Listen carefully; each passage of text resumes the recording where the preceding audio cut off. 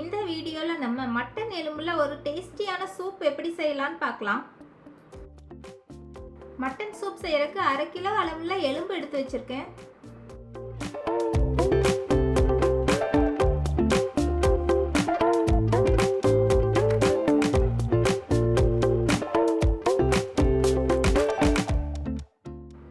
Mutton எலும்புல மஞ்சளும் உப்புத்தூளும் சேர்த்து நல்லா க்ளீன் பண்ணி வச்சுக்கோங்க. இப்போ மட்டன் எலும்பை நம்ம குக்கரில் சேர்த்துருக்கோம். அதோட கொஞ்சமாக கருவேப்பிலையும் கொத்தமல்லி இலையும் சேர்த்துக்கோங்க. குருமிளகு சீரகத்தையும் நல்லா பவுடர் பண்ணி சேர்த்துக்கோங்க. அடுத்தது நம்ம எடுத்து வச்சிருக்க சின்ன வெங்காயம், பாதி தக்காளி இதெல்லாம் சேர்த்துக்கலாம்.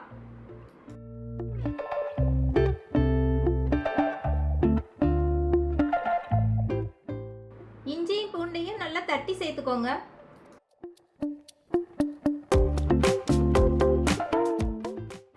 நான் 4 கிளாஸ் அளவு தண்ணி சேர்த்திருக்கேன். தேவையான அளவு உப்பும் சேர்த்திருக்கேன்.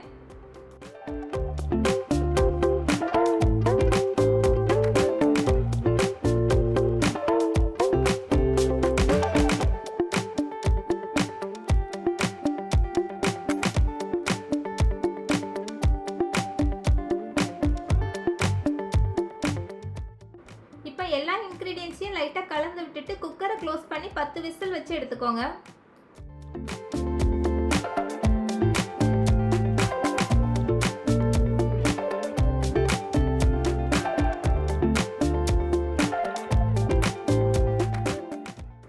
மட்டன் எலும்புல சூப்பரா சூப் ரெடி ஆயிருச்சு.